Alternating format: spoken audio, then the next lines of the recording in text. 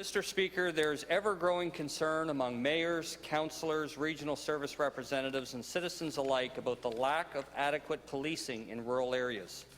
Over my course of time as a village councillor, deputy mayor and now the MLA, I'm seeing a steady decline in community policing and officers available to respond to serious incidents in a reasonable time frame. Just last week, a serious incident happened at the mental health clinic where a healthcare professional was assaulted while providing medical care. After calling 911, it took RCMP over 30 minutes to respond to the scene. My question is for the Minister of Public Safety. What does this government plan to do to address this very serious problem that directly affects public safety in rural New Brunswick? The Minister of Justice and Public Safety. Thank you, Mr. Speaker.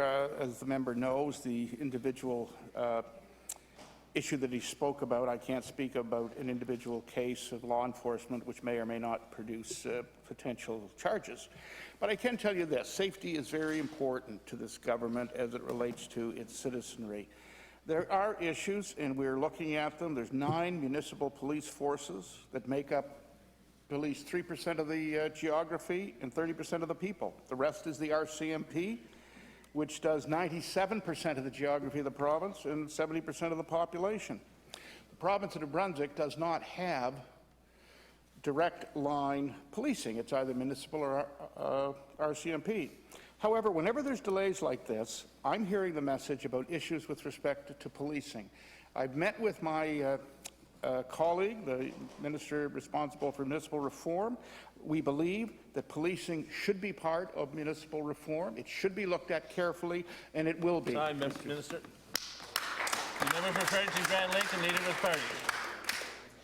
Thank you, Mr. Speaker. In regards to my second question, this is for the Minister of Health. As violence against nurses continues to grow and more medical professionals are being assaulted, it's clear something has got to be done. Many private sector businesses and public sector institutions have some form of security to help mitigate the effects of these types of incidents. I know there's urban hospitals that have certain levels of security personnel, which often is frankly inadequate, but rural clinics are left completely to fend for themselves. When you add on unacceptable RCMP response times, the problem is compounded, and frankly, Mr. Speaker, I am concerned that these serious incidents are going to continue and get much worse. So to the Minister of Health, what does this government plan to do to address this growing problem of violence against nurses and other health care professionals? The Minister of Health. Thank you, Mr. Speaker. I really appreciate this question because I share the member opposite's concern. And we certainly met with the Nurses Union and the Nurses Association on violence in the workplace.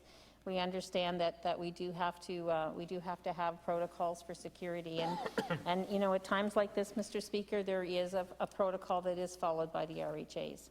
Now, I believe that we can strengthen this approach, and certainly I am more than willing to explore opportunities that we can implement. It's a difficult decision to decide, you know, if full-time security is needed for things that happen every so often, and so I know that we will be able to analyze this in full with the RHAs to see what we can do to mitigate any risk.